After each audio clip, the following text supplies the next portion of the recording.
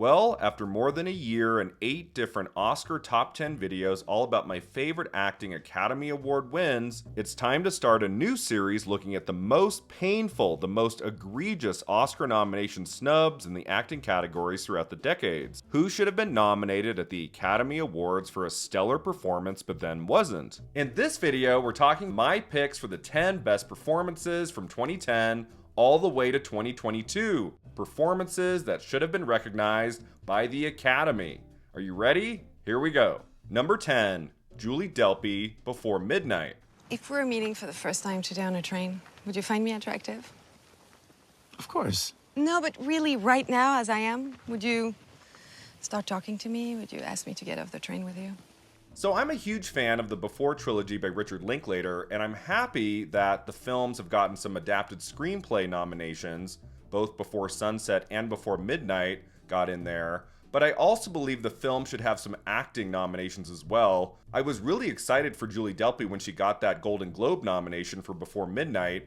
I wasn't sure if that could translate to an Oscar nomination. That was a very competitive year for Best Actress. But what she does in the third film in the trilogy is so monumentally brilliant. How her character of Celine can be so flirtatious and loving with Jesse 1 minute and then completely turn on him the next. That amazing final act in the hotel room, I have not forgotten. That is just a brilliantly realized scene, and Julie Delpy is the performance in that movie I will always take with me. I just think she should have an Oscar nomination for acting, and I think the performance of her career is in Before Midnight. You know what's going on here? It's simple. I don't think I love you anymore. Number 9, Sidney Flanigan, Never, Rarely, Sometimes, Always. It's okay.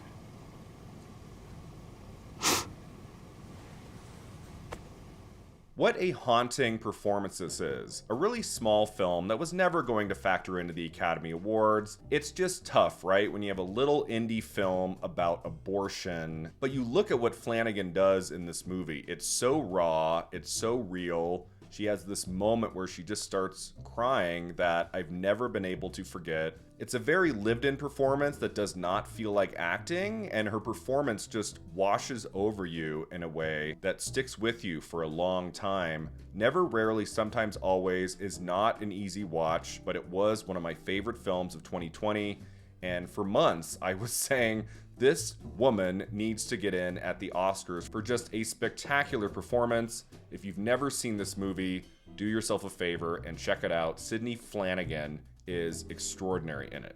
You ready? I think so. Yeah. Okay. Yeah, okay. Number 8, Song Kang-ho, Parasite. 기획이 없으니까 뭐가 잘못될 일도 없고 또 애초부터 아무 계획이 없으니까 뭐가 터져도 다 상관없는 거야.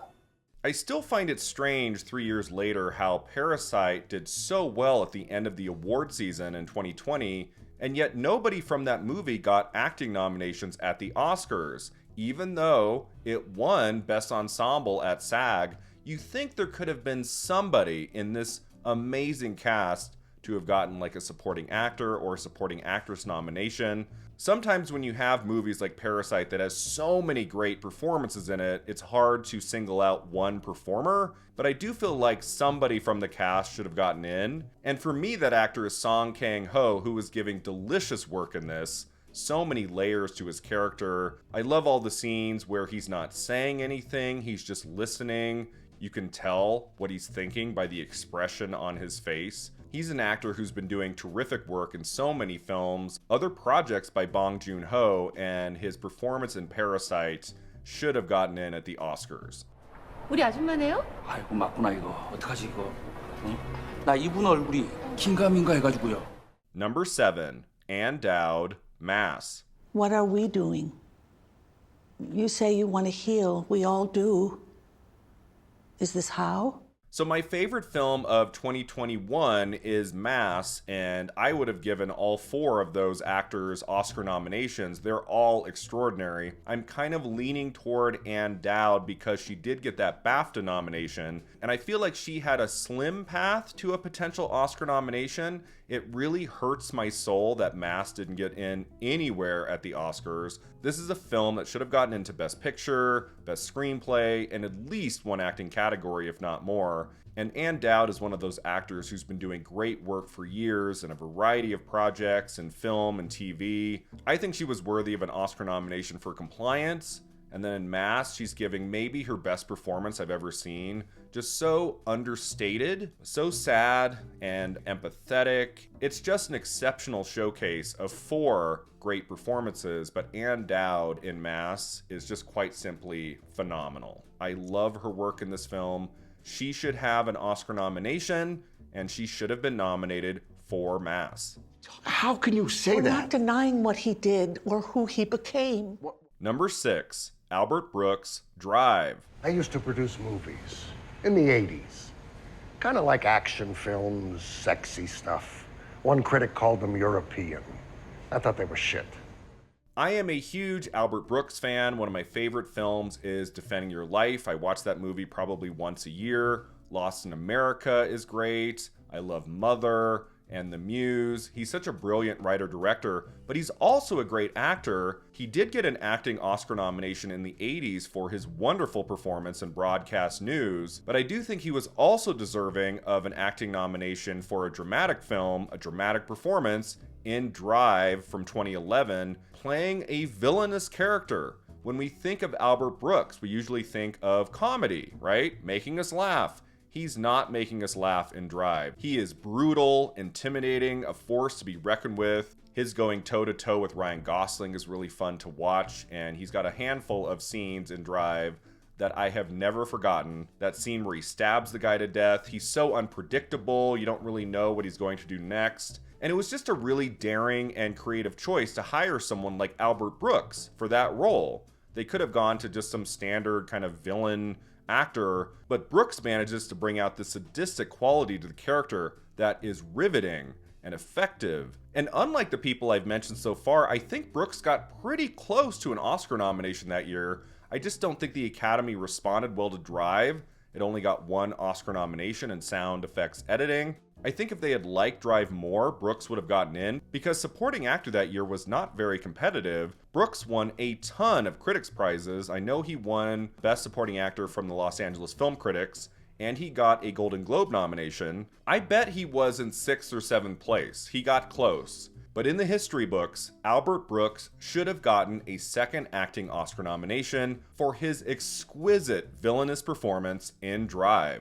I'm gonna tell you something. Anybody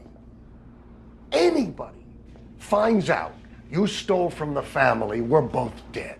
Number 5, Danielle Deadwyler, Till. I will give you a literal description of what I told him.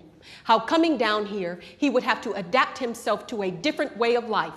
Be very careful about how he spoke and to whom he spoke, and to always remember to say yes, sir, and no, ma'am. I was so shocked by the Andrea Riseborough nomination on Oscar nominations morning earlier this year that I didn't even realize for a few minutes that Danielle Deadwyler did not make the final 5 for Best Actress. First it was shock, and then it was sadness, and then it was outrage, because although I do think Till is not a great film, I would give it like a 7 out of 10. It's a solid film. I liked it. That Danielle Deadwyler performance is one for the ages. It knocked me out. She made me cry in multiple scenes in that movie. It was such a powerful depiction of a mother who lost her son and who wants to do everything she can to preserve his memory and go after what's right. I mean, just like I talked about with Drive, I think the problem with Till is that it didn't do very well at the precursor ceremonies outside of Best Actress, and that's always a bad place to be in. If you want to make it into the Oscars, when your movie's not getting nominated in any other categories, at the Golden Globes, Critics' Choice, when all the focus is on the one acting category, that's where sometimes you can slide to 6th or 7th place and you don't make it on Oscar nominations morning, I do think that's what happened to Danielle Deadwyler. There just wasn't enough enthusiasm for the movie itself.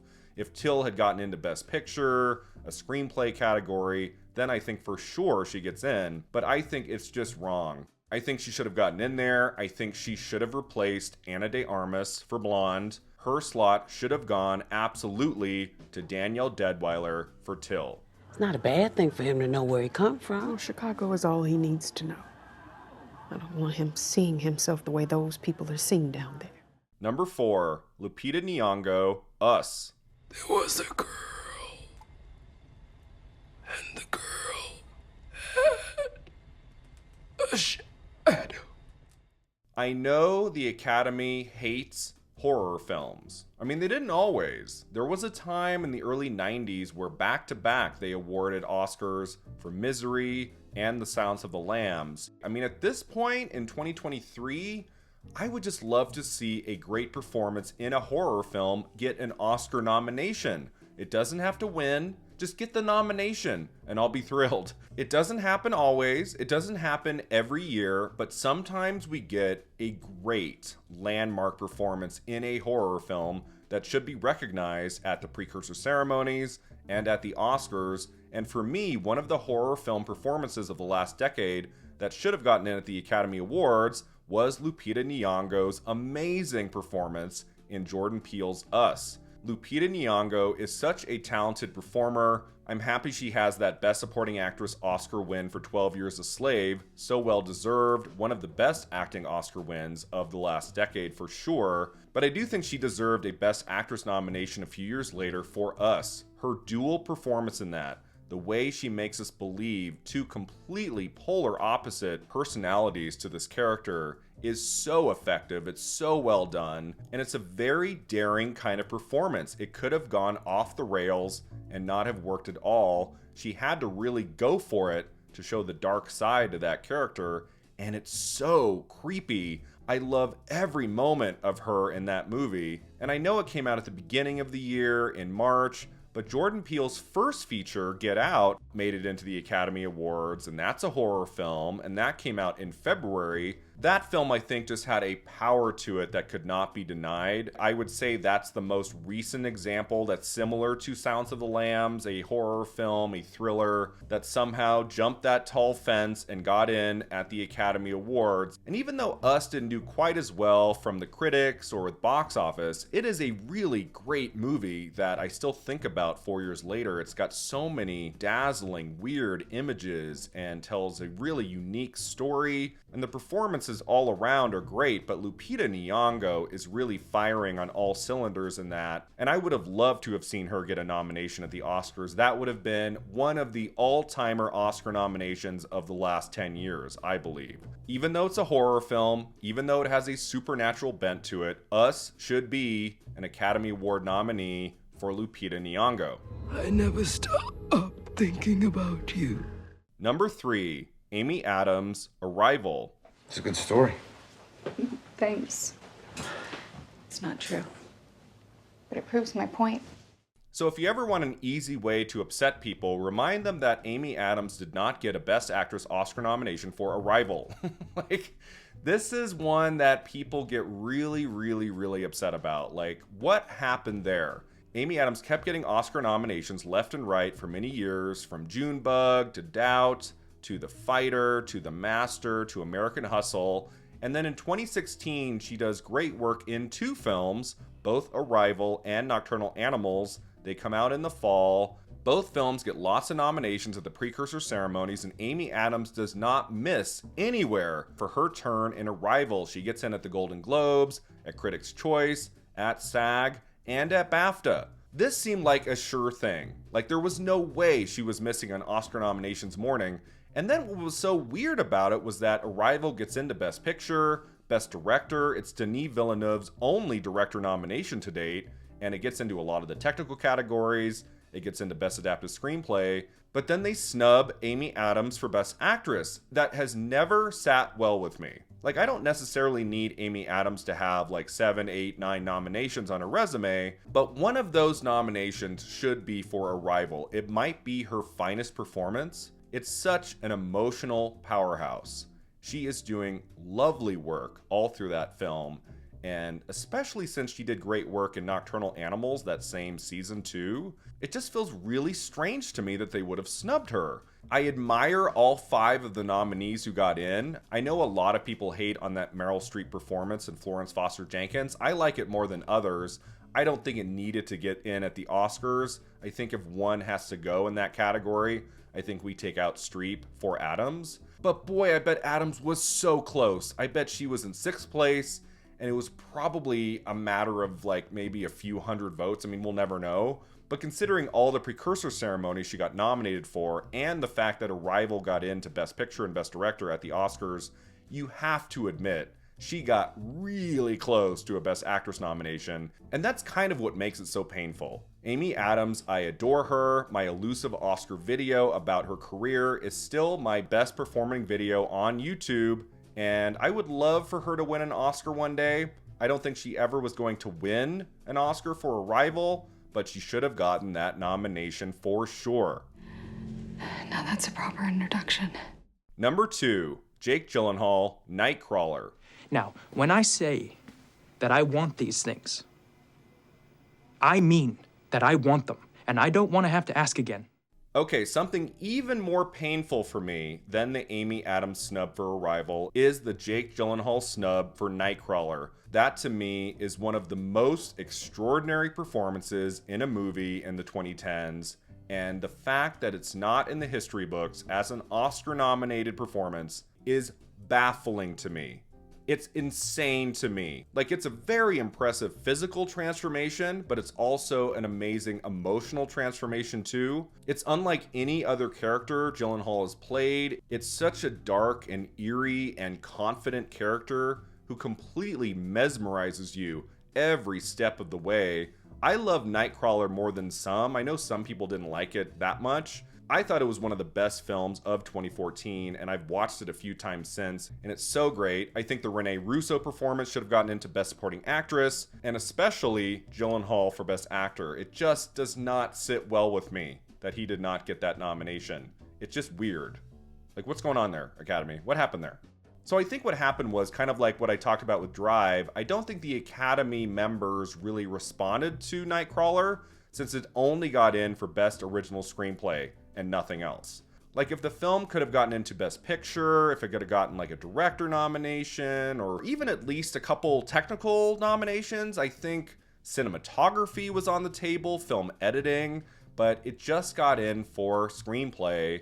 And so that tells me that they didn't like the movie that much. And so even though I do believe Jake Gyllenhaal was in 6th place, I think he was probably, like Adams for Arrival, very close. He ultimately got pushed out by Bradley Cooper in American Sniper. If American Sniper had come out in 2015, I think Gyllenhaal gets in for Nightcrawler. That was the factor, I believe, that made Gyllenhaal miss. And it's just really sad to me considering how many great performances Gyllenhaal has given us. I'm happy that he has that one supporting actor Oscar nomination, but he is so great. He should have one Oscar nomination for lead actor by now. And that movie easily should have been Nightcrawler. What do you have? Something I'm fairly certain you'll be very excited about. Before we get to my top choice, here are my 5 runners-up. Viola Davis, The Woman King. Like Deadwyler, I thought Viola Davis had a very good shot of getting in this year for Best Actress for her remarkable performance in The Woman King. It's such a great physical, emotional performance she gives. One of her best. And you know what? Sometimes I feel like Best Actress should be like 10 candidates every year because there's always so many great performances and only 5 slots. And sadly, Davis missed. Should have gotten in. Michael Fassbender, Shame. What a chilling performance this is. Shame is, like some of the movies I've talked about before in this video, not an easy watch by any means. I don't even think I've seen it a second time. I think I bought the Blu-ray and then I never watched it again because it's just such a difficult watch. But boy, is he great in this. Carey Mulligan is really good too in a supporting role. And Michael Fassbender, I think, gives the best performance I've ever seen from him. I'm happy that he's gotten some Oscar nominations since for 12 Years a Slave and Steve Jobs, but Shame is his crowning achievement. Andrew Garfield, The Social Network. Again, like with Fassbender, I'm happy that Andrew Garfield has gotten in at the Academy Awards a couple times in the last few years. First for Hacksaw Ridge, which is a nomination I'm kind of so-so about, and then Tick, Tick, Boom, which I think should have won Garfield the Oscar for Best Actor. I love him in that movie. I adore the film. But the first performance he gave on film that I really responded to and wanted him to get in at the Oscars so bad was his terrific performance in The Social Network. I bet he came close. Jesse Eisenberg got in for Best Actor, and the movie was nominated for Best Picture and Best Director. That one scene toward the end where he goes berserk in the office is so great. I do think Garfield had a shot. He got into the Golden Globes, but ultimately it didn't pan out, although I think it should have. Garfield should have 3 Oscar nominations on his resume, not just 2. Alicia Vikander, Ex Machina. This one's kind of strange because Vikander won the Best Supporting Actress Oscar for a movie that came out the same year as Ex Machina, and that's The Danish Girl. I've never really understood that nomination or that win. It just felt kind of safe and kind of bizarre because she does much better and more memorable work in Ex Machina, my favorite film of 2015, probably the best science fiction movie I've seen in the last 10 years. Maybe the last 15 years. It's so great. It's so rich with ideas. And that Vikander performance is so haunting, so powerful. And that should have been her Oscar win, not The Danish Girl. And Elizabeth Moss, The Invisible Man. Like I talked about with Lupita Nyong'o and Us, horror is just a difficult genre to get in at the Oscars. And The Invisible Man is a very commercial movie with a lot of violent scenes, violent moments. Elizabeth Moss was never going to be taken seriously as an awards contender for that movie, but I loved everything she did in that. I thought it was a much more elevated performance than it needed to be. She brings gravitas to that character, strength and vulnerability, her moments of fear, her moments of rage, what she has to do to make some of those scenes with an invisible presence believable for the viewer. I mean, just everything from that compelling opening sequence to that unforgettable final shot of her finally taking a breath. Elizabeth Moss in The Invisible Man is a powerhouse. All right, that takes us to the number 1 slot. What do I think is the most shocking Oscar nomination snub in acting of the last 13 years? This one I didn't have to think about for more than a split second. It's Toni Collette for Hereditary. Don't you swear at me, you little shit! Don't you ever raise your voice at me! I am your mother! Do you understand? Amy Adams not getting in for Arrival is frustrating. Jake Gyllenhaal not getting in for Nightcrawler is upsetting. Toni Collette not getting in for her spectacular, once-in-a-lifetime performance in Hereditary pisses me off. Again, with the genre bias, the horror bias, because it's a horror film, it has a supernatural bent to it. It was going to be very difficult to get in at the Oscars. I get that. The fact that she only got a nomination at Critics' Choice, at the televised ceremonies, and nowhere else is so baffling to me regardless. Toni Collette is not playing a horror movie character in that film. She's playing a real person with the most intense grief imaginable. Her scenes of sobbing, of pain, cut through to your heart. That moment at the dinner table where she lays into her son is unlike anything we've ever seen before in a movie. I think she deserved to win the Best Actress Academy Award for that one scene alone. And those few minutes of screen time don't even begin to suggest all of the amazing work she does from beginning to end in Hereditary. I know it's not a movie for everybody. The ending is strange. It is hard to watch at times. There are shocking plot developments that are not for everybody. But for Hereditary to not get into the Oscars at all, for Toni Collette to just be dismissed like that. I know it was a competitive year, 2018, Best Actress, a lot of great performances there, but I wouldn't even be surprised if she wasn't in the top 10, if she had been in like 13th, 14th place in the number of votes. And it just drives me crazy. I'm happy that Toni Collette has an Oscar nomination for her wonderful performance in The Sixth Sense, But like Gyllenhaal, like so many actors I've talked about, she should have a lead actress Oscar nomination by now, and it should have been for Hereditary. It might be my favorite performance in a movie by anyone in the last decade, and I don't care that it's a horror film. I don't care that it's a difficult watch at times. It is an unmistakably brilliant performance by one of our greatest actors, Toni Collette. At the very least, she should have gotten an Oscar nomination in the Best Actress category for Ari Aster's masterpiece, Hereditary. Because nobody admits anything they've done!